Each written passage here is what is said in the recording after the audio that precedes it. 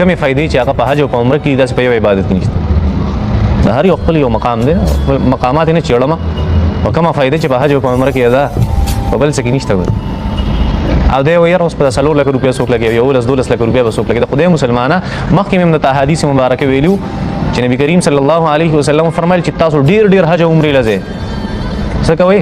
ډیر ډیر حج عمره. ډیر مختلف روایت نقل کوم. ولې نبی علیہ السلام فرمایل د دې یو فائدہ دا ده چې دا انسان د صفا کوي د حج عمره د زنګونو نه او د قسم قسم نقصانات نه صفا کوي. لکه یو سړی چې سره زر هغه بټۍ ته ورواچي، زرګر چې هغه بټۍ ته ورواچي ګندګي ته جدا کړي او صفا سره زر پاتې. او یا نبی علیہ الصلوۃ والسلام فرمایل دا خو په ځان پسې رزق راکاږي. مونږ وایي چې 11 لک روپۍ ولګي، نه هغه نبی علیہ السلام دروغ نه وایي، هغه رزق په ځان پسې راکاږي، ختميږي، غربت په سره ختميږي. او دې سوي دې په خپل زینو خلکو ته وایي بار بار حج عمره لسل دا غریبانو له ولینه ورکه نه، لکه غریبانو له د ورکړې ځان له فضیلت ته، هغه ځان له عبادت یو عبادت په بل باندې سکپ کا خرابو ما د قربانې ځان له حیثیت، تهجد او عمرې ځان له حیثیت، د روزي او د تراویح ځان له حیثیت، یو عبادت په بل باندې خرابو ما هر یو په خپل ځای باندې کو.